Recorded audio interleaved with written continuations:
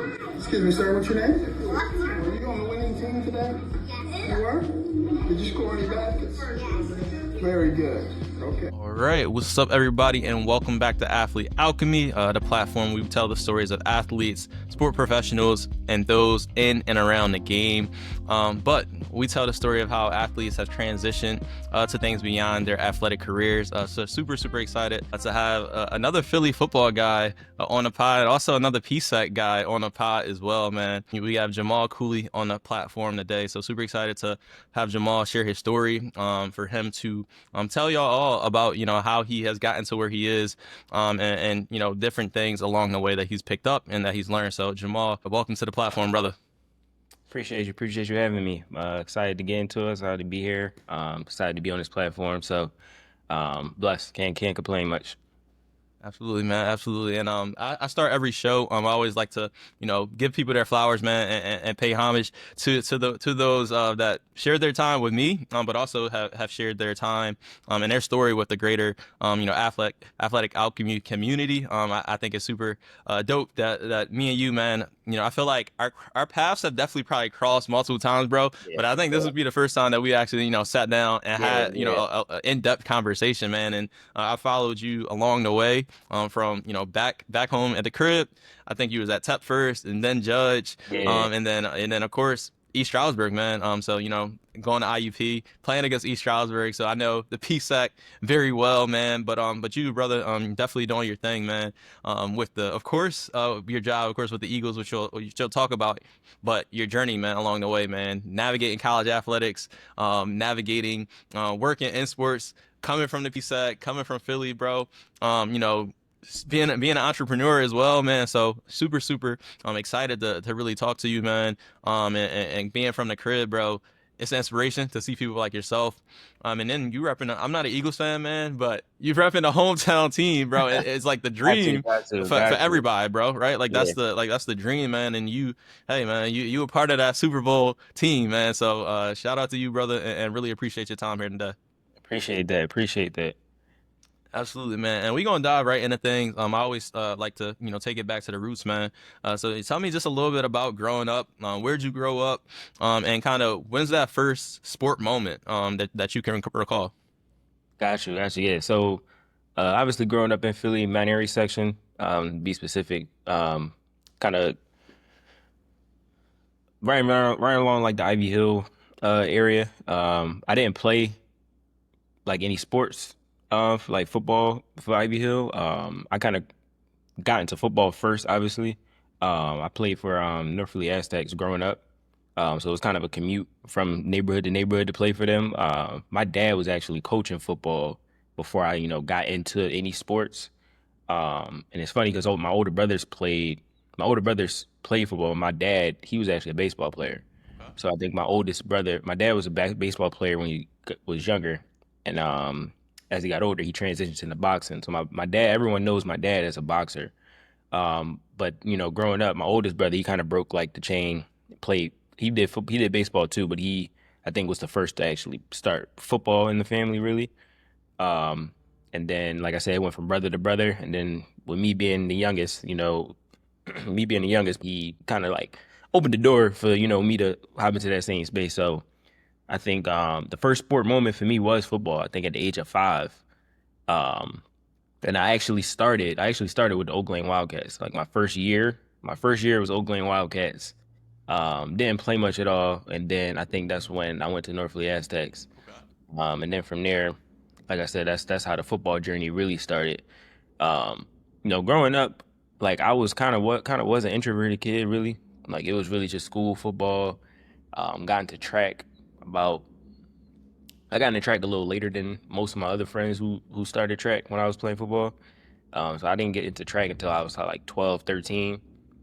Still a good age, but it was still like older than a lot of my other friends who were doing like the football and track deal. But it was awesome. It kind of flowed right into high school. Playing both sports. Kind of mentioned already. Started out at Imhotep. Played some football there for a year, actually, my 10th grade year. And then I ended up getting hurt. That was kind of more the journey, growing up. I was more introvert. I was always in my books and stuff. I was really just school and football and track. But I think like the injuries in high school, once they started, they kind of like started to not really define me, but it became something that I really had to like overcome a lot.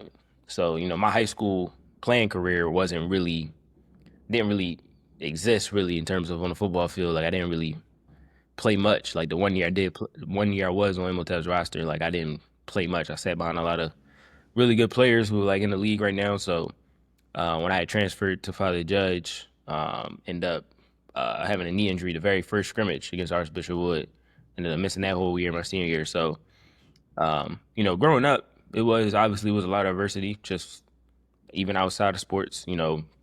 Everybody has their own, difficulties or struggles, or adversity, growing up. And for me, it was kind of like those injuries in high school.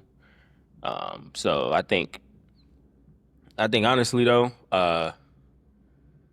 it was tough, but it wasn't something that I couldn't overcome, but like I said, everyone has their little pieces of adversity, but I think like, growing up, I think I was glad I got that adversity at that age versus, never being hurt before and having my first injury in college. I'm glad it Hmm. played out, the way it did. Absolutely. No, man, and that's a lot there, bro. That's a lot there to unpack, man, and definitely appreciate you, man, for sharing that. In terms of you know everybody, especially as young people, man, like we deal with adversity, bro, and a lot of times you don't know how to handle it. Yeah, And yeah, as you go through the years and stuff like that, it's like, all right, like, man, you probably was like, I've been battle tested, right? Like, yeah, like I've been trying to overcome this, man, and yeah, especially as an athlete, like you more than anything, you want to be out on the field, bro. Like you yeah, want to be out there with your guys, right? Like especially too, like you putting in all the time, especially in the off season, you grinding, like on the weekends you grinding, and it's like, hey, it's game time. It's time for the season to start, and right, I can't be out there. I can't be out yeah, there, man. So definitely feel that a lot. And I actually, I don't know, many people don't know this either. I actually started with Oak Lane as well. So that wasn't the okay, first team I played with. Yeah, so yeah, 55s. yeah, I yeah. was they had me number 55, bro. I was I playing don't even remember cornerback what number number I 55, was. I don't even and remember I what number I was. I never touched the field either, bro. Like I hardly I was young, so I was probably like 5 years old. I never Yeah, really touched the field on mhm, Oak Lane. And my parents, my mom grew up actually in Uptown, right in yeah, West Oak Lane. So she was a cheerleader. She ran track for Oak Lane Wildcats. I was a coach, cheerleading coach for Oak Lane. So she wanted me and my brother to play for Oak Lane, and did 1 year there. Didn't touch the field. It was time to take my talents elsewhere. And you play because you play for the Bantams, right? yeah, so actually, so I Yeah, played for Wissahickon Braves first. So Wissahickon, gotcha. when Wissahickon was up, I played for Yeah, Wissahickon for my second year at 55s, 1 year at 65s. Yeah, so I guess 2 or 3 years I played for Wissahickon, and then it was a mass exodus from Wissahickon, yeah, and then I went to the Bantams. My god brother DJ Brinkley went to West Oak Lane. A bunch of the other like Wissahickon guys went to Oak Lane as well. And me and my brother went to the Bantams. So yeah, so that's yeah. where So linked it's up with the crazy. guys. It's crazy. A lot of people don't know this, but um, I think I was probably like 12, 13. Well, I don't remember how old I was, but when I had left that North Philly Aztecs 1 year, and it was literally out of E9 and the Bantams, and I was like I said, like because those were like local teams. Uh-huh. So I knew I was leaving the Aztecs, and literally it was out of E9 and the Bantams, and I chose E9 because I wanted to stay in Pop Warner. Like I liked how it was back when Pop Warner and Keystone both were real good leagues, Yeah, yep. but I liked how Pop Warner had the more national play. Like once you win in the city, you can play for Eastern Conference Yep. championship. I mean, an Eastern Region championship, and then you can go to Florida play national team. Like I always like that, so I think that's kind of what stuck me to go to E9. I played 2 years at E9 and finished my little league career there. But I kind of left that part out. But that was kind of a big thing growing up too, because I was around a different crowd. Met some guys, met Swift, met Mark Webb, met a lot of guys that end up, like we didn't go to the same high schools, but we was always like on each other 7-on-7 teams. We hung out with each other always. So it introduced me to, a new group, Hmm. different surroundings, Absolutely. because like the Aztec organization, helped shape me to who I am too. But, even at that young age, like that slight change, kind of still opened, more doors for me too as well. So I was grateful for that because at that age, like I said, I was more introverted. But that little switch to different teams, um, that switch to a different Pop Warner team at that young age still kind of helped me understand, different perspectives and people around me. So I was thankful for that too, Absolutely, man. And even though it wasn't for the Bantams. yeah, no, definitely. And y'all, like I said, y'all had some squads, man. Of course, Yeah, Aztecs had some squads too. Because I think you class of 2016, right, from high school. yeah, high school, yeah. Okay, all right, yeah. So you 2 years after me. So you're my brother class. He was 2016 as well. So Gotcha. yeah, for Bantams, it was like 2014, 2015. Like me, DJ, Zah, and all of them, Mark. So we were all like Aztecs. We used to scrimmage them a lot. We scrimmaged Enon maybe my later years, but we ain't. It was more so Aztecs, like the Gators and stuff like that. And then I remember my Yeah, brother and his last few years is when Enon at first thought they was like the expansion team. So like slowly but surely like they came along, and then y'all after that, me and my Mike Brown, that went to yeah, IUP. So yeah, so me and Mike always be talking. I be telling Mike, I'm like, Mike actually started with Second Braves too, but I'd be like, yo, Mike. I remember when we used to scrimmage Enon, they wasn't like that. They wasn't like that. They must have been 2 years away when y'all yeah, came out. I think that's what it yeah, was. yeah. Because I think Mike do got a year or two on me. Yeah, So, yup, yeah. Because uh, Mike was 2015. Because we played him okay. in prep charter. He was at prep charter, and when I was Yeah, at yeah, Central, that's we right. played Yep. against him. Yep, yep. And then like you said, man, you said you end up going to TEP, and then Judge. But tell me a little bit more about like high school, and then for you ended up deciding to go to ESU because like you said, like you didn't have an opportunity to really probably showcase all of what you could have done Yeah, on the on the high school level. So kind yeah. of what was recruiting like for you, and kind of how'd you end up landing on going to ESU? So yeah, that's a good point. So recruiting for me, once I got to Judge, because that's really when it really started, like my recruitment, honestly. Because like I said, I played a little bit at TEP, but like didn't start any games, nothing. Played really a lot just on special teams or whatever when we were blowing teams out the water. Um, so really when I transferred to Judge, it became more of this 1 year was going to be my year to show out and Mhm. see if I can get like any scholarship offers. Whether no matter what the level is. I wanted to play college football at the next level. Um, so I think my mindset was good, but I wasn't ready for that injury to happen right then and there. Um, but I think honestly having the work ethic kind of took me. I would say my work ethic got me the little recruitment that I had. Just because I still would show up every day. Like I started my senior year like in a wheelchair really. Sheesh. Was wheelchaired to class and everything that senior year. That because I had to get like real big surgery. Had to get screws put in my right knee. So I think still having that mindset to still show up every day, whether it was class, practice, still out there at every game, supporting all of them, and the guys still having my back. I think, and then staying on top of rehab. When college coaches would come in, they would always still see me rehab. Some like Division II coaches knew me from Imhotep. They would come in, still see me rehab, still talk to me a little bit, but it was still more like, you kind of know the deal. Like a college coach doesn't really, they're not gonna put much of their time into a kid who's recovering from injury, especially with no game film. But I think, like my mindset was still, having that work ethic and just drive to, push through rehab and stuff. I think I met um, my coach from East Stroudsburg, Jim Twiller. I met him. I don't remember the time period, but I met him one time during rehab when I was, getting in the mix of running and I was up to speed a little bit. Um, and I don't remember if it was before or after signing day, but I think it was actually before signing day when he popped in um, for guys, who wasn't signed yet, and I had a real long conversation with him. And then it just became more of like, can't give you a scholarship and that for obvious reasons, but can invite you to school, visit, um, you know, do everything else a college recruit would do, and that's kind of what I Mhm. did. Kind of took that opportunity, visit the school, went on the tour, the whole college visit deal, and it was kind of the same thing. Um, couldn't give me a scholarship, but he just offered me the opportunity to walk on. And I always just kind of had that in my back pocket at the time, not knowing what else would come with it. And I think like a month or two went by, I was cleared and everything. And then it was kind of a period where like I still had the opportunity to walk on, but I was also shifting into track mode for that last spring my senior year. And I think I ended up having like obviously like my best track outdoor season or whatever. I was a long jumper, triple jumper. So in my head, I was kind of like shifting kind of going away from football and seeing if I can get recruited for track.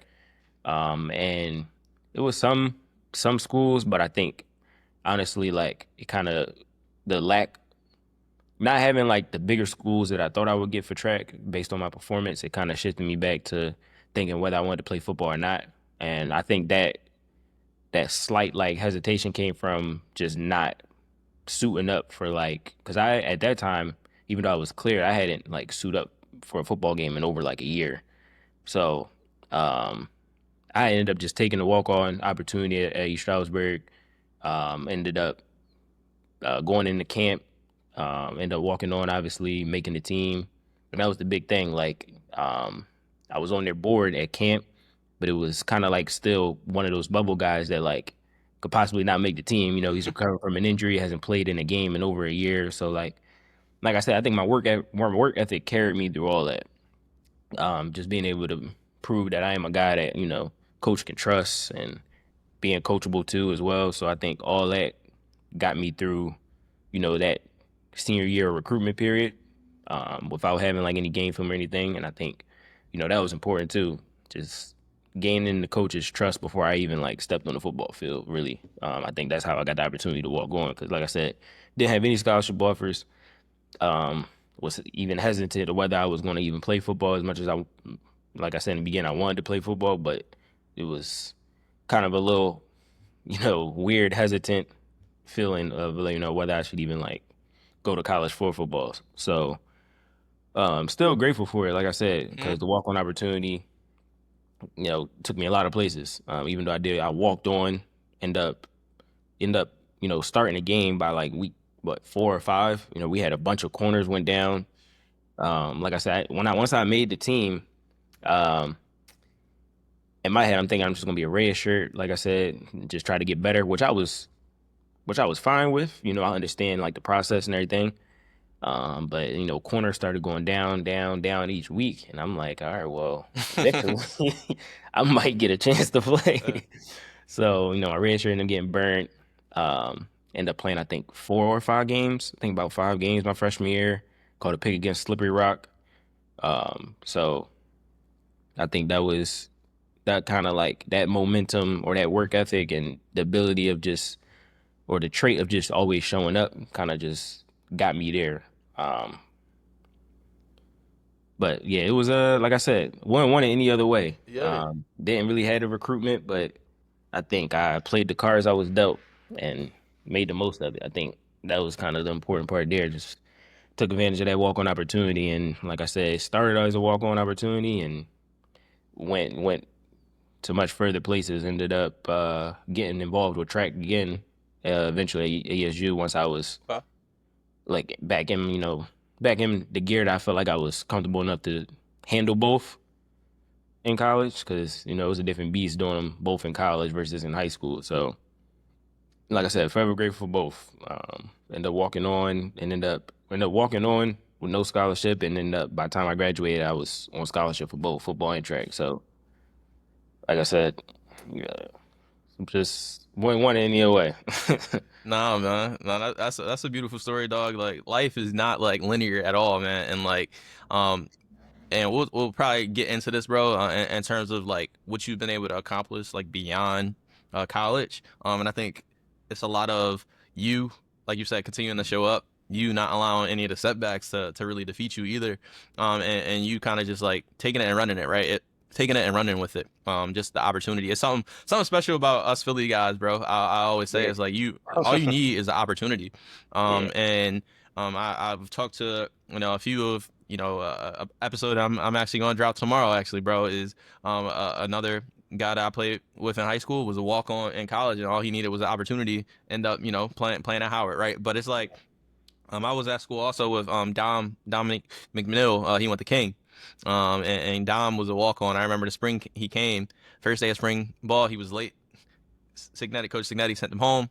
Next day, Dom came. He was on time, and the rest was history as a walk on. It was a major contributor on our playoff teams, right?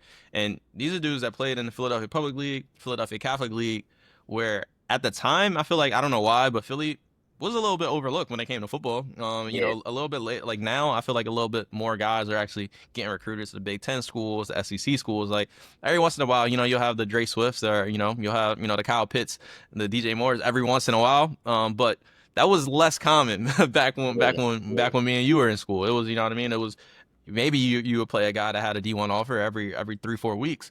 But for us Philly guys, bro, the fact that we just show up to these campuses, myself included, I had a scholarship, bro, but I had no expectations. I didn't know if I was redshirting. I didn't know if I was playing.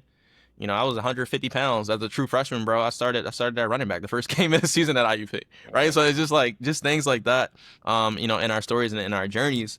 Until I guess people are like among people like us on a consistent basis, for them it's like, all right, maybe they had it that way. They got the yeah, opportunity, but bro, you was a walk on. You had no offers. You starting by mid season, and you yeah, ain't looked back for the rest of your yeah. career, right? Like Yeah, that is yes, unheard sir. I of for ain't. a walk on to be starting as a true freshman. Yeah, I listen. I going into it, I didn't see it happening either, but I didn't back down from it. Yeah, yep, yep. And you was battle tested, dog. Like you Yeah, played at I think the Philadelphia Catholic League and some of my pub people and some of your boys that probably grew up playing for the pub, they might frown at this, but I think the Philadelphia Catholic League, that is probably arguably on the East Coast one of the most, the toughest, divisions of all of high school football. yeah. It's like I it think is stacked. It's stacked. especially I can't. I don't know what the divisions are now, but back when it was just the highest was 4A in our high school, Yup. like Yup. that Catholic League, that 4A Catholic League was insane. Yeah.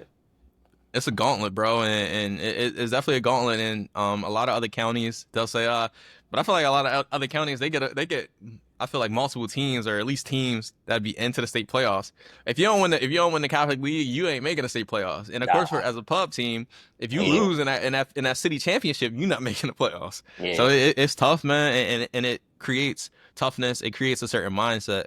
So when guys walk into college, I feel like they're already ready. They're ready exactly. for it, and for real, it's just like as soon as that, a crack is in the door, they're able to walk through. And this doesn't diminish the work that goes into it, bro. And you spoke on the importance of continuing to show up. Whether it was in the training room, whether it was working hard on those off days as well. And just how impactful that is to be able to help you be successful on the field. But also, I want to be able to transition this to off the field as well, man. And for you, I was a communications major as well. I think you was a digital media or something of that nature as well. But tell me a little bit about that, man, and what made you study what you studied, and what was maybe that first time that you either picked up a camera or hopped on like Photoshop or anything like that. Yeah, so going in, I went in undecided. I didn't know what I wanted to do. In my head, I was all about my books in high school, but I think once after the injury set in, it was just like I just wanted to come back and play football.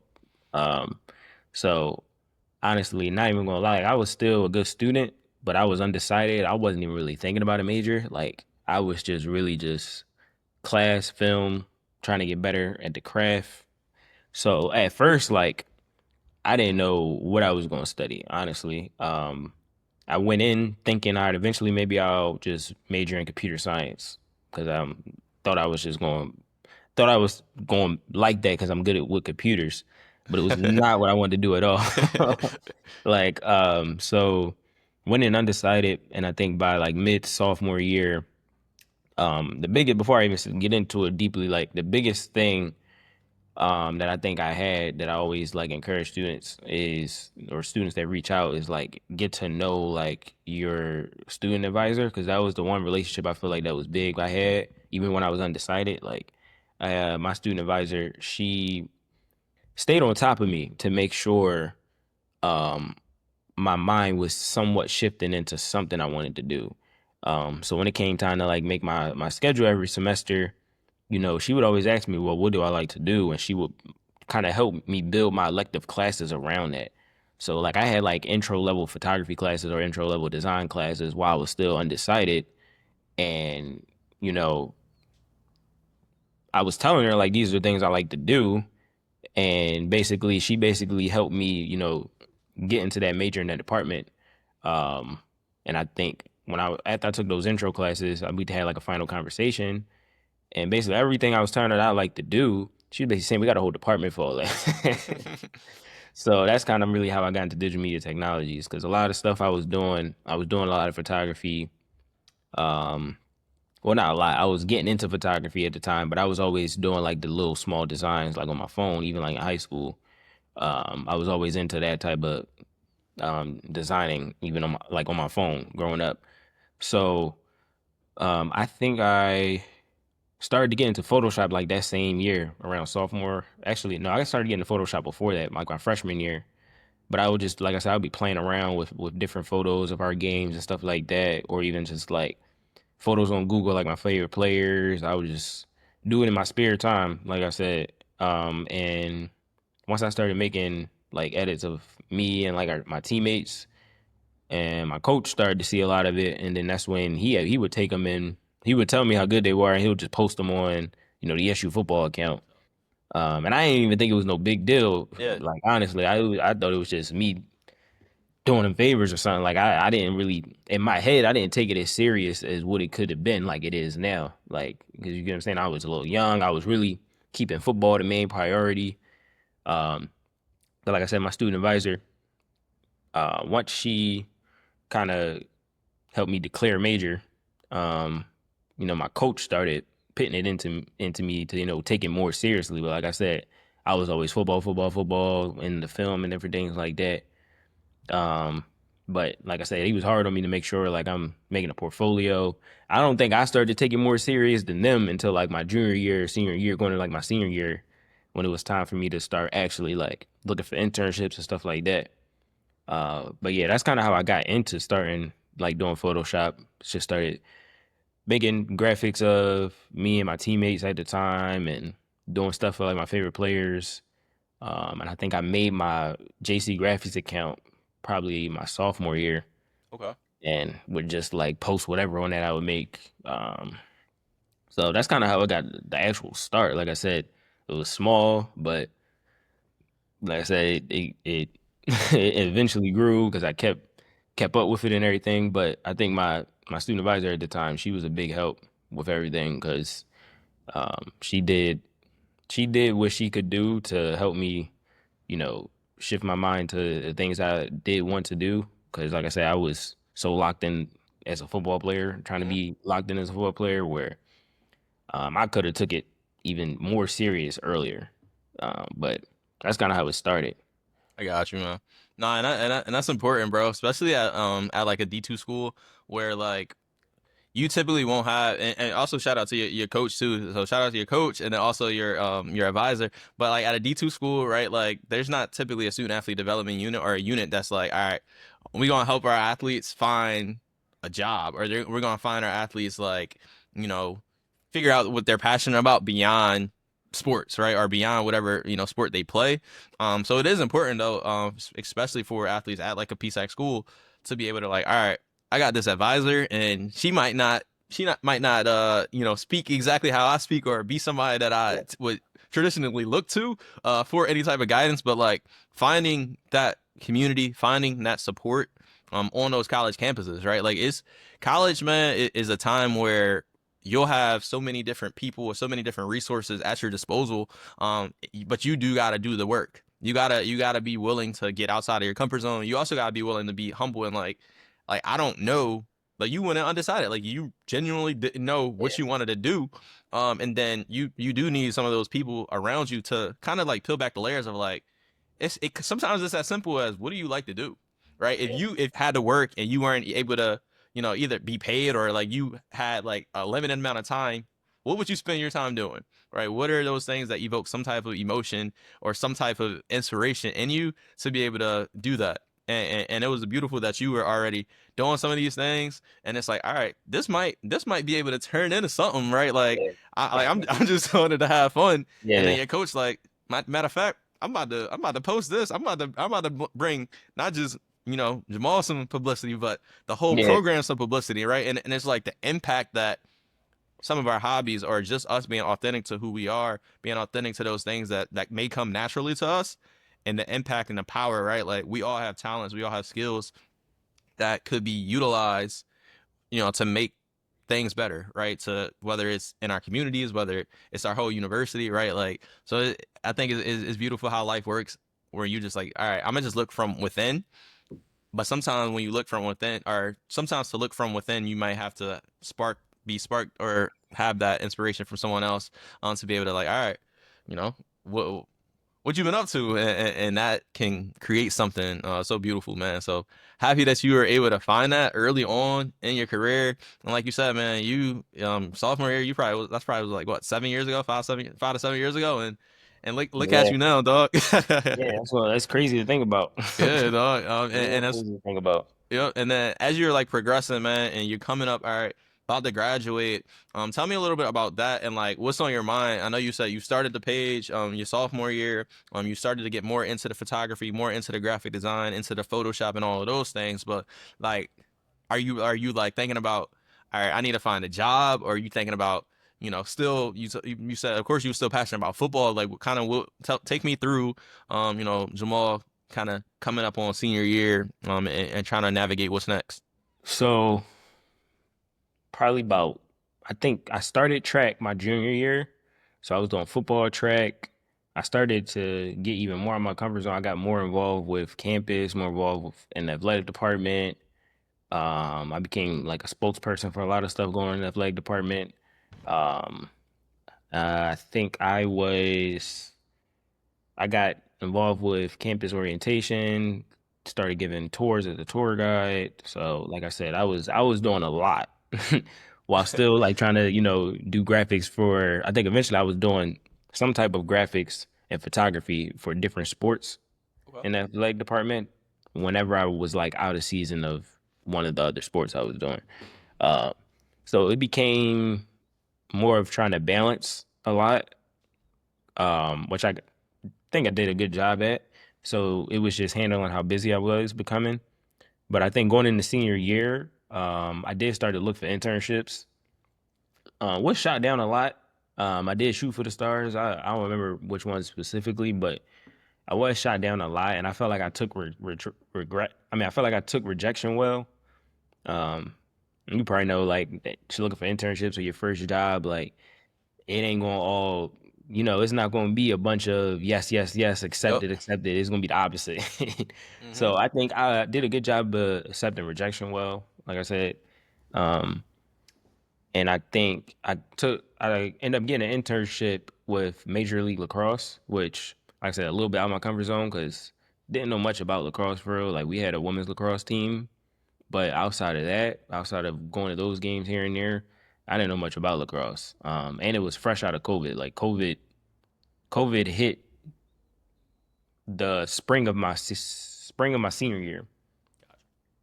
So that last semester, it kind of yeah, that last semester, COVID hit that January-ish. But even before that, I ended up getting another knee injury. I ended up getting another knee injury. I think I tore my meniscus that spring. So that last season of track ended up getting, choked because of surgery. Had to get a repair. So it's about like a 4 month recovery, something like that. But COVID had hit, and it kind of the injury didn't hurt as much, really. Like I was kind of able to take that well with it being senior year, but really the COVID part kind of threw that part off, just because, like I said, like I got surgery, I think 2 weeks before the whole country shut down.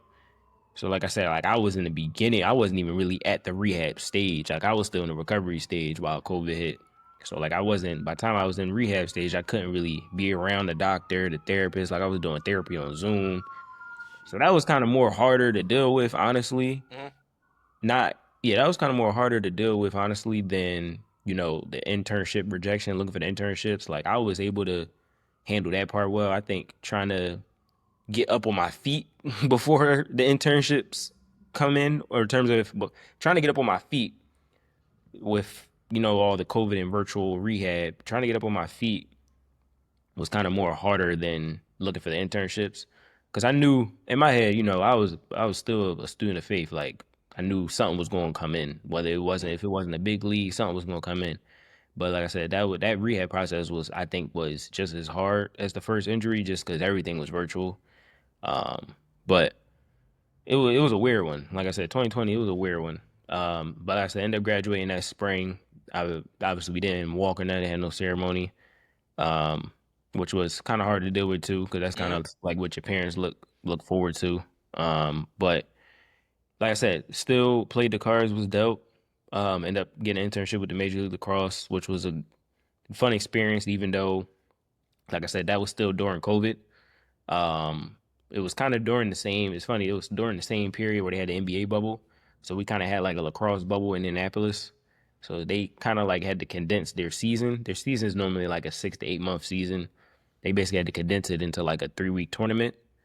So we kind of was just in this big hotel in Indianapolis. Basically, it was a bubble. Like that's basically what it was. So, Uh-huh. but like I said, still took advantage of it. Learned a lot from the people around me. There was like we had certain games that were like on ESPN, so it was times like my work would flash like on ESPN. But it was fun.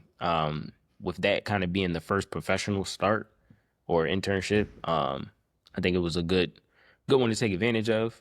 I know a lot of students they reach out to me now, and they always want that big league to be their first internship or job, but I always tell them like you got to take advantage, of the opportunities, that are in front of you, because if I believe in making the most of the opportunities, that are in front of you. And like that, like I said, that lacrosse league, I didn't really know much about lacrosse. I knew it wasn't as big as like NFL and MLB and NBA, but I was happy to learn from the people around me because I learned so much. Like I said, it was another opportunity where it was a lot of different perspectives around me on a lot of the creative work we do, um, and especially at a time when I needed it, because I think that was around the time.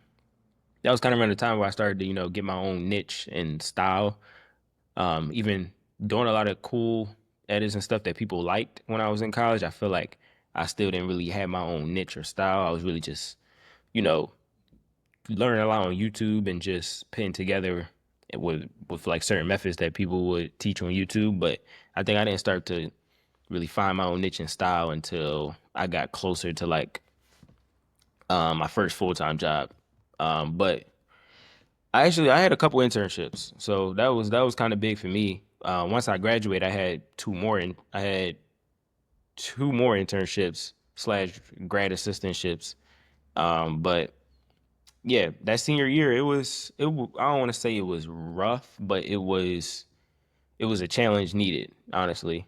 I felt like those first 3 years of college kind of were good bounce back years from high school to where I was always up. Like I Yeah. was always up on the rise. And then like that senior year, it was just that adversity I felt like I needed, to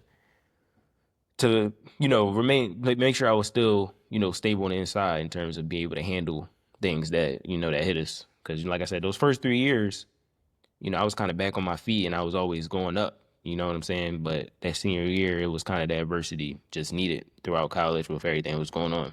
So that's kind of how college shaped up, really. No, I got you, man. Yeah, appreciate you, man, for being vulnerable to kind of share that as well. Cause, Yeah, I bro, mean, 2020 was a wild. Like I said, yeah, I say this all the time. Like that year alone is gonna go down in the books, man. And I graduated in 2018, so I just missed it, right? So for me, I was in grad school that whole time during COVID. So but I can't imagine like my senior year of college ending with that and like not being able to really enjoy that experience of graduating, walking across that stage, like you said, sharing that moment, spending those last few months with your guys, right? Like with the people that you spent all this time with, the last three that was working towards chasing these goals, man. And then like you going through rehab and coming back from an injury, and then on top of that, outside of your control, you had track taken away from you. You had football taken away from you. So like your identity going through a whole transition in itself on Yeah. those things that you said, you as a student of faith, right? You know that your identity is in something greater. But at the same time, right, that doesn't diminish that like being an athlete plays such a huge role Yeah. in our lives. Um, and a lot of I'll just ask you a question, man, because I had a very similar experience in terms of the involvement that I had across campus. So as an Yeah. athlete, playing football at a D2 school, you got spring ball, but like I've worked in a D1 setting, and I see it's year round, right? Like even in the summer, right there on campus. Yeah. D2, For a lot sure. of it's on you. And a lot Yeah. of it is like because you got so much downtime. But for me, like I probably didn't know what to do with that downtime. So like I was a part of FCA. So I was FCA president my senior year. I was a part of SAC. I was a football rep for SAC. I was a part of their athletic gender equity committee. I started even to go to like other clubs across campus, like just getting involved with so much. And I just felt like as an athlete, like I felt like I was functioning a little bit better being busy. And not saying like that other stuff was just like out there like wasting time. I was also doing a radio show on campus. I was making guest appearances on our Sports Talk Live TV show, just doing everything. Do you feel like being an athlete like was a part of the reason why you yourself like got so busy, or just like the grind, like you knew the grind? Do you feel like that was like part of why you were so involved in college and even after college, or as you're graduating, applying to all these internships? Do you feel like being an athlete was a part of that journey for you? Can you say that last part again? It Yeah, was like a loud yeah, motorcycle just went I past. got you. I got you. I got you. I was just saying, like, did you feel like being an athlete and like what you learned from maybe even overcoming things as an athlete played into how involved you wanted to get, or like how much work you wanted to do? Yeah, because I think once I got to college, and I started to open up more, started to, because I said I kind of shifted out of that and so introverted mindset once I Hmm. got to college. So I started to open up more, and that's kind of helped me want to get involved more. Once I start, building relationships with a lot of teammates and coaches, and a lot of doors started to open for certain opportunities. Always felt like I had, good leadership tendencies. So I think, like I said, you mentioned SAG. I was also involved with SAG. I was like our SAG vice president. So I felt like that's kind of what it was. I thought that, um, and you kind of mentioned it too, like staying busy as well was part of it. Like I liked staying busy, because even when I was younger, I didn't have a bunch of jobs when I was younger, but I played multiple sports, Hmm. and for me, that was staying busy was always staying out the way, and my parents was always about that too. So I think, yeah, I think to answer your question, I think I did like staying busy because even when outside of sports, I was still always trying to find something to design. Like I say, whether if it was something about like my favorite players or so I think like when I did had a little free time, I would always put it to whether if it was like I was doing some type of design to learn or if I was, would try to sometimes back at home, I would, get booked for certain shoots, whether if it was like primes. I remember I got into that, started shooting primes and stuff when I was back home.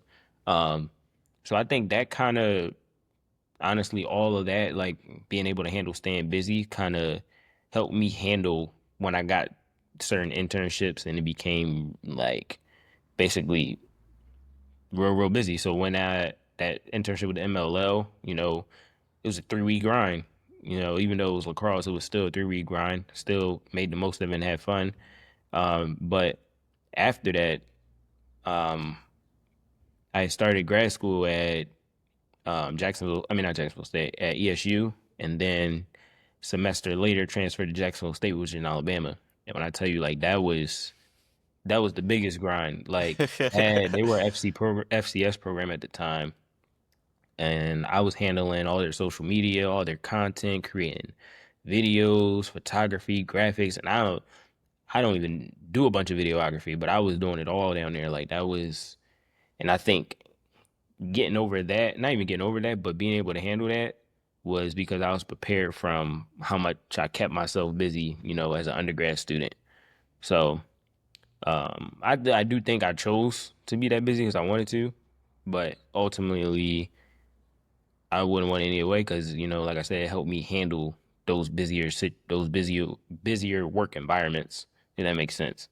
Yeah, no doubt, man. And as far as working at a FCS school, and even like at the MLL, you said you started to kind of like find your style, find like what separates you from others. Was there like a moment when you were like, all right, like I'm good at this, or like I see myself in a career in this space, whether it was a pro team, like an MLL, or you went the college route, working in college. Like, did you have like a signature moment when you was like, or was it like a post or a graphic that you created and you was like, or a shoot you did and was like, this this might be it.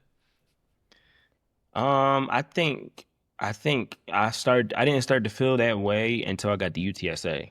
Okay. So Yeah, tell me a little bit UTSA, about that, man. yeah, so UTSA was my first full-time job. Okay. And I felt like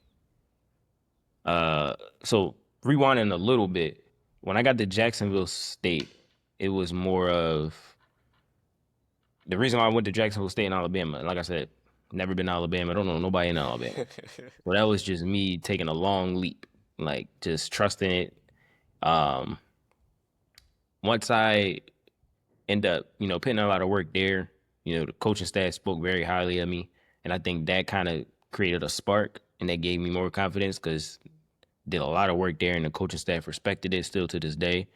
And I think once I saw like how I how I handled the work situations there efficiently to their liking and stuff like that, they would talk highly of me and put my names in other teams' ears that need creatives and everything.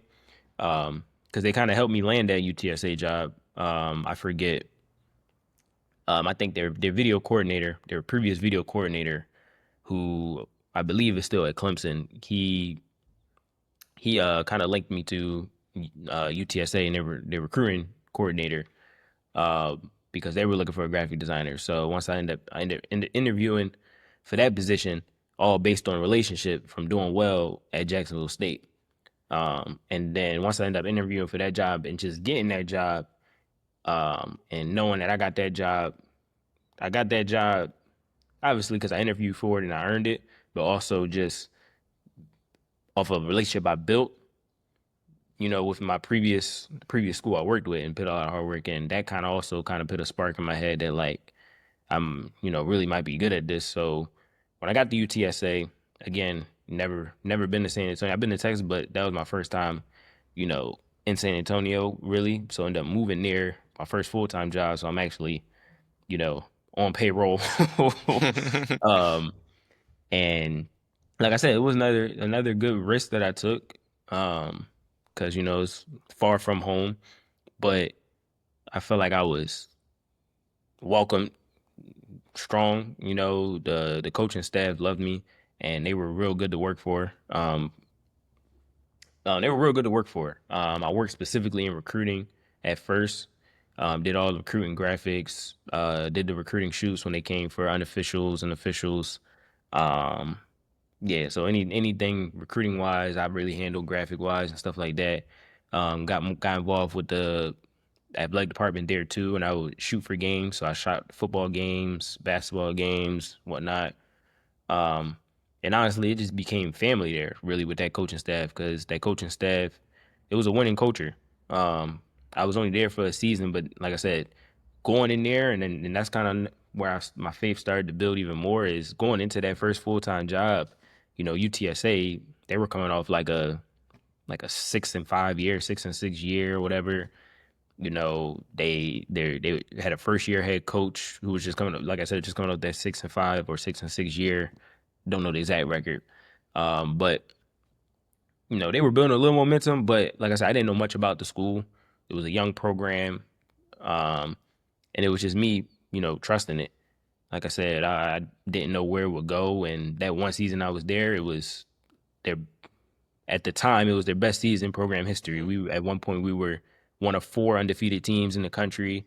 End up going to the conference championship, winning their first winning their first conference championship in school history, and just being a part of that. Like I said, um, designed graphics that had a lot of his history behind them. Took photos at that conference championship that you know were cemented in the school's history. So, like I said, all from just trusting it and taking advantage of that opportunity. Like I was also a part of history there. Um, and people always talk about, being with the Eagles and the Super Bowl runs, but like that one season at UTSA, I always, talk about that season first before anyone, brings up, the Super Bowl years. And when I talk about just years, and you talk about growth, like that one year is kind of like where out of all my 27 years of living, I probably grew the most that one year at UTSA.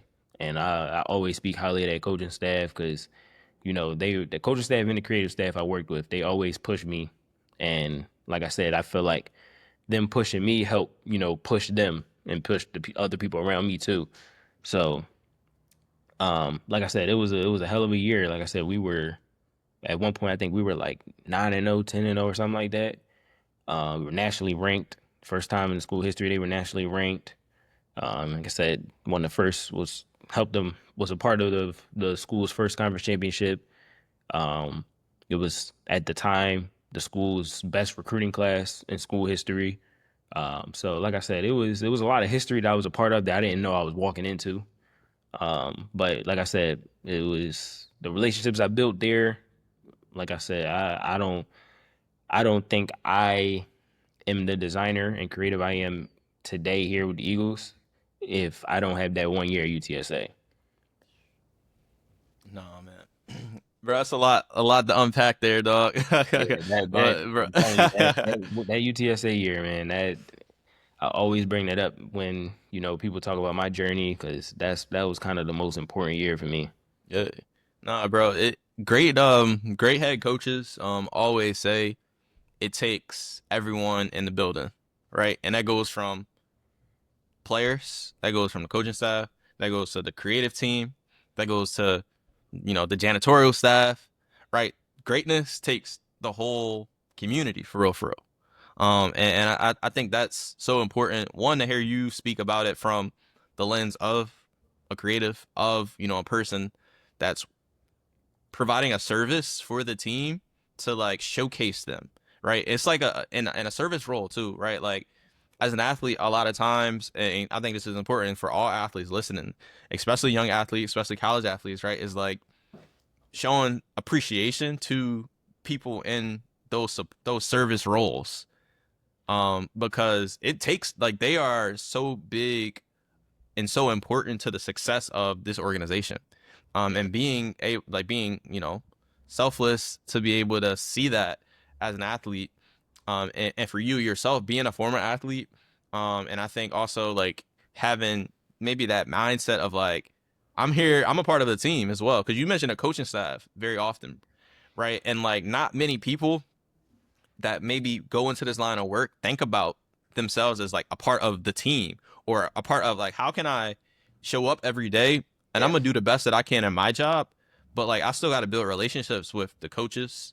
I still got to build relationships with players, with the director of football operations, because if you somebody that they don't want around, if you somebody that seem that like don't show them respect, you gonna be the first person out the door when Yeah. when change comes, Yeah. right? So like I'm really big on treating everybody, whether that's the Heisman Trophy candidate to, what I mean, to the lady working at the front desk, right? Like I'm so big on that because like I think culture, you spoke about it, like culture, it's so important to success. And for you being able to find this type of support system away from the crib, like San Antonio, that's that's all the way down there, right? Yeah, it's Like, far from the crib. right, bro, and like taking a leap of faith. And you mentioned it, right? Like you're at a job now back at the crib, which I'm sure probably for you is a dream job, and a blessing to be able to do what you do on a daily basis. But it is so important to always reflect on the steps that got you there, the experiences that got you there, and the community, the people that really probably that you'll never forget for many reasons, but really allowed you to tap into who you are and to take that leap and to really grow, man. So appreciate you again, man, for sharing that perspective. And I'm sure the people at University of Texas San Antonio feel the same way about you, bro. And couldn't imagine that special year without the work that you were doing, man, and the work that you were doing to serve the program. Yeah, it was a fun year, man. Like I said, learned a lot and grew a lot. Absolutely, dog. Absolutely. And then from University of Texas San Antonio, is that when you made the jump to NFL to work with the Eagles? Or Yes. tell me Yeah. about how that happened. And then, when a crib come calling, when a home team come calling, tell me about that. Yeah. So, um, I think at the end of that season, we had some players who were declaring for the draft. So I had the opportunity to go with them to the combine and to the Senior Bowl, players that were in the Senior Bowl. So I remember being at the Senior Bowl, Tariq Woolen, corner for the Seahawks, and Spencer Burford he was a tackle, but I think he's playing guard now for the Niners. They both were at the Senior Bowl. So I was able to go there, um, make graphics and stuff. Um, and I think, the Senior Bowl, it's a lot of people. It's a lot of people at the practices, the game too, but really like a lot of scouts and stuff are at practices to examine players. So I remember being there and practice was over and everyone's just like, just lingering around. Because both teams practice at different times. So I think one practice in it and I'm just waiting for the second practice to start. And, there's a bunch of just like NFL team scouts or whatever. So I just start lingering around, talking, introducing myself, just talking football. Like not even talking about jobs and nothing. I'm just, you know, loving football, just talking football, with certain teams and stuff like that. And then got to the Eagles, it was a more easier conversation because it's the hometown. They were just coming off a playoff year. It was the year I think they lost to the Bucks in the playoffs. So just talking football with them, honestly, getting to know who they were. They got to know who I was. Just kind of exchange social medias, and that was that. Um, didn't talk about nothing job related at all. It was just more of just introduction, talking football, until waiting for practice to start. And then I think like probably like a month or two after that Senior Bowl, one of the guys from the Eagles I met ended up DMing me about a position, see if I was interested in. It was literally a social media designer. So obviously I ended up applying to it, and I think I was also applying for before I even applied for that. I think I was applying for other jobs, but they were also just still within the college football world. So I think I ended up turning those jobs down, but because at first I think I was just going to stay at UTSA. Like I said, loved it there or whatever. But I applied for the Eagles job. It'd been a while since I heard back about anything, so I didn't know if I actually got it or not. I think I went through like two or three interviews, but then like I said, became like a long waiting period. And then eventually, getting a call saying I got the job. So it was one I couldn't. It was hard. It would have been hard to turn down. So it was another move in a short time span, but I think it was probably one of the easier moves since it was, back in the city I grew up in. But it was surreal though. Like it was surreal. Because before getting that job, like I said, I was in three different states the 3 years before that, or two different states the 2 years before that. Three including if you include that internship during COVID. But like I said, it was surreal. Because like I said, I had just went to that Senior Bowl thinking I was just going to work and network a little bit, had some conversations with some people, and like I said, I just left that practice talking football, and it turned into me applying, for a job. So, like I said, it was surreal, but like I said, it wouldn't want it any other way. A blessing in disguise, really. Absolutely, dog. And the power of, just walking in a room, right? Or the power of being in a room. And I think a little bit earlier I mentioned like for us Philly guys, right? That door cracked open and we gonna walk in. And a lot of times, man, we show up as us. We show up to you, man, all right, the dude that just loves football, that has the experience playing football, and can probably talk football with the best of them. Um, Yeah. among probably a lot of creatives or a lot of other people that might not have certain insights into the game or might not maybe have that certain love or passion for you Yeah. for the game, but also like you were there, and you mentioned it when you was in college, right? Being more comfortable, being able to connect with people, being able to kind of grow out of the once introverted person, and just the power of how that can literally change your life, Mhm. and being able to do something that you said was surreal, in that moment, and being able to take that opportunity, and you know what I mean. The UTSA, they had that year where I mean, Tariq Woolen go to the combine, he runs 4.2, right? Like Yeah. it's just like so like and you got the culture of that program that's just kind of turning, and that whole program, that year you got two guys that go to the Senior Bowl, and now you're at the Senior Bowl, you're at the combine, you're in these rooms, you're having an opportunity to just be you, to just be Yeah. Jamal, how powerful that can be, to be able to for you to land that job, with your hometown team, man. And I got just a few more things, and then we'll get you out here on some quick hitters, man, and allow you to just leave any words of wisdom, man, for the young athletes out there, and the athletes out there still navigating, trying to figure out what's next. But for you, you land this job with the Eagles, bro. And you coming back to the crib. What was that one moment where you was like, all right, man, this is this is actually my life now. And then in this role, what would you say is like your favorite thing that you get to do on a daily basis? Wait, what, say the first part of the question? Yeah, the first part, like, what was that like moment when you were just like, all right, you got this job, you landed this job, and I'm sure the love was crazy that you were getting from everybody knowing that you stepped into this role. And when was it like, all right, I'm actually I'm actually this designer for the Yeah. Eagles. So I think that's a good one. I think I would say probably there was a my first year with the Eagles, I feel like I was real calm and humble about it, obviously, but I think the first time that really hit that, like, damn, like I'm really designing with the Eagles, like I'm really designing with a pro team.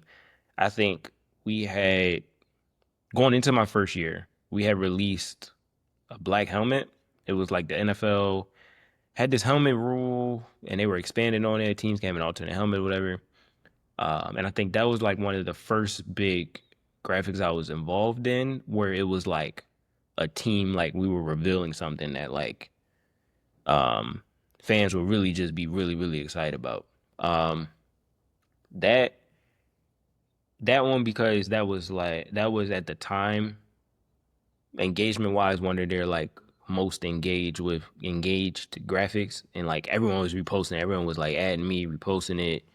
Because for one, fans were excited about it, and then two, some of my friends who were also fans loved the work, and just I think it was surreal for them too, as much as it was surreal for me, just seeing my work at that platform, knowing where I started. So I think that was one of them.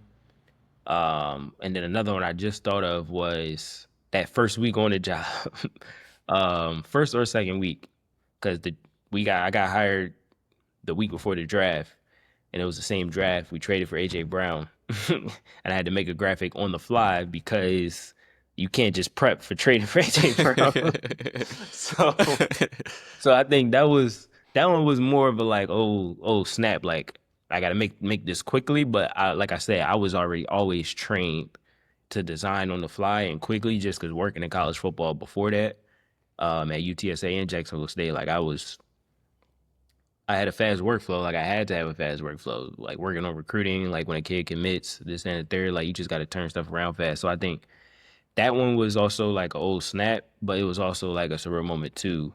That because I was able to handle it easily, but in my head, once it was all done, it was just like, oh damn, like I'm really here.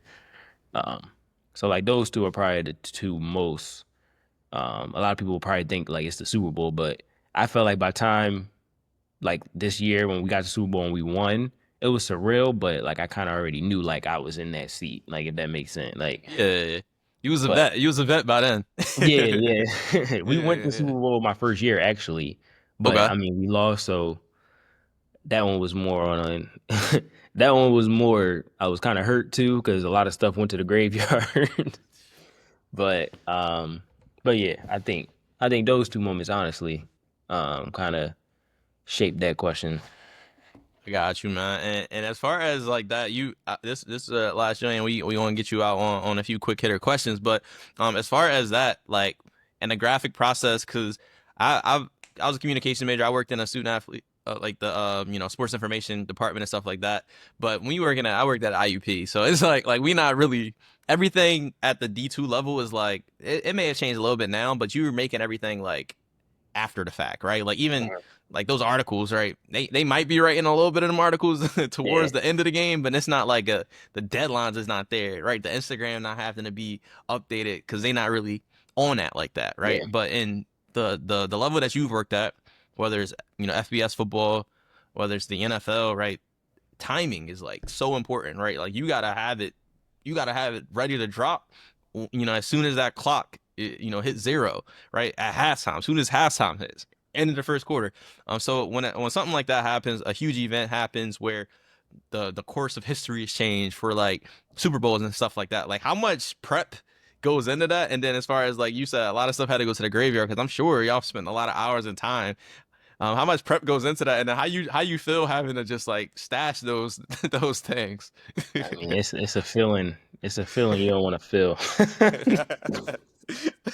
But I mean, a lot of prep goes into it, especially this past year. Like it was a lot of historic things. But you can only there's sometimes you get to a point where you can only get so far ahead. Like you can only get so ahead.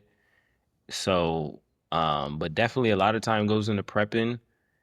But I think it also emphasizes, or it's also a time where you recognize that you got to lean on the people around you too. So that's something I think I'm good at. There's another designer I work with, Joshua Lee. He's someone I kind of lean on too to get, perspective on how he sees it too. He does more motion design, but in terms of prepping different things, I'm always, asking them his perspective or his eye on certain things for the look I'm trying to give for certain things. So I think that's kind of big too, with just no matter whether it's in the corporate world, the sports world, playing sport, work world, whatever world is in. I think eventually, you got to say it's okay to lean on someone else for help. Mhm. Not fully, not saying you got to ask someone to do something for you fully, but it's nothing wrong. Like in our community now, like it's nothing wrong to lean on someone for help, no matter what it is. I think that's something also I'm big on, and that's something in terms of like when prepping and my work, prepping in my field of work right now in my position. I think that's something I'm big on too. Is just trusting the people around you and knowing that you can lean on them for help. And that's a big step or that's a big key in my preparation. Absolutely, bro. And then you gotta find those teammates, bro, beyond those Yeah. teammates that you had on the field, man. I think that's one of the bigger things, man. Is finding that team of people that you could trust, that you can lean on to support you. Because you can't do it alone. You definitely can't do it alone, man. Just like in sports, being an athlete, like not no single person can win it all. And I think that's super important for athletes to know, and to really lean on and to learn, man. And I'll get you out of here on some quick hitters, man, and then allow you also to kind of leave the young aspiring creatives out there with a little bit of words of encouragement and wisdom, man. So first quick hitter question I got for you: who was your favorite athlete growing up? Ooh, that's a good one. So growing up, like as I was young. Yeah, yeah, yeah, yep. So it's a weird one. So growing up, um, yeah. So growing up, Allen Iverson was like my favorite athlete, Okay. just because how different he was. Yeah. He was very different. He was unapologetically himself. Even though I wasn't a basketball player, I wanted to be like Allen Iverson. Like I wanted to be someone that stood out because they were them and they did it their way. Um, and he kind of defined that. And I think as I got older, I started to understand him more and more. And I'm glad, you know, he was who he was, especially in this city. Um, because I feel like sometimes people get caught up into they got to do something a certain way because someone else did it that way, but he was not like that at all. Um, and yeah, so that I think growing up, he was kind of the favorite athlete out of everyone. I got a lot of athletes I like, but in terms of favorite, I think he was definitely the favorite. Yeah, dog. And we was spoiled, man. Growing up in Philly, we had Yeah. AI, man. Like we was definitely spoiled, bro. We were definitely spoiled to have him. Oh, that's a great one, dog. Definitely a great one. Then my next one, man. You have anything that you're watching or reading right now that you would recommend to the audience? Yeah, so I think right now I'm reading a book by Mel Robbins. She has a good book called The Let Them Theory. I'm not Uh, sure if you heard of it, but um I actually what got me into it, I watched the Pivot podcast on yep. YouTube that they have. And I think they have it I think they have it on like those audio or what's it called? Yeah, I listened to it on Spotify, so all on the Yeah, there we go. podcast streaming Spotify. I joints. couldn't Yep. think of it. I use Yeah, Apple Music, so I I got you. don't. But yeah, so she has a book called The Let Them Theory. So that's kind of a good read I'm reading. It's basically just not to tell, give it away, but um it's basically about her theory on, how to train your mind to let go, the opinions of others, and train your mind to hold yourself accountable for decisions or certain decisions. And, because people, especially a lot of days where everyone's so exposed now with social media and stuff, like people let, other people's opinions and different things affect them, and pull away from them being accountable. So I think, I'm halfway through it, but it's a really good book on her theory on how to, basically block out the noise and basically hold yourself accountable, and let people be them, because one thing you can't really do is stress over the uncontrollable. You can't control someone else's life. You can't control someone else's opinion really to a certain extent. So that's a good book that I do recommend, To Let Them Dairy by Mel Robbins. Okay. Yeah, definitely gonna add that. I gotta probably come up with a athlete alchemy book list, podcast list, something like that. But I did listen to the Pivot episode with Mel Robbins, and I think I'd actually had Yeah. bookmarked and saved. I think she was on Jay Shetty podcast as well. So definitely big Mel Robbins fan. So definitely I'm going to check that one out. And then my next question for you, man. In alignment with the Pivot, man. I love the Pivot. Shout out to what they're doing, man. But I always ask, when was your like alchemy moment, right? So for this is like, when was that moment? In terms of athlete alchemy, I always like alchemy is like transformation. So like, when did like Jamal Cooley, the athlete, the football player, the track and field athlete, when did you have that moment when you're like, all right, I'm more than this? Was it in college? Was it in high school? Like, when did you have any type of moment like that? Uh, hmm. Let me hear the question one more time. Yep. Like, Just when want to was make your sure I answer it correctly. Absolutely, absolutely, man. So, like, when was your alchemy moment? That moment when you feel like you were able to transition from the mindset of like, I'm Jamal Cooley, the football player, the athlete, but I'm more than that, right? Like, I'm a total person. I'm a person that can impact my community, our world, whether it's by you being you or by the talents that you possess beyond just an athlete. That's a hell of a question. So I think right off bat, I think you probably going to edit out how long you wait until I answer Nah, you this. good, dog. um,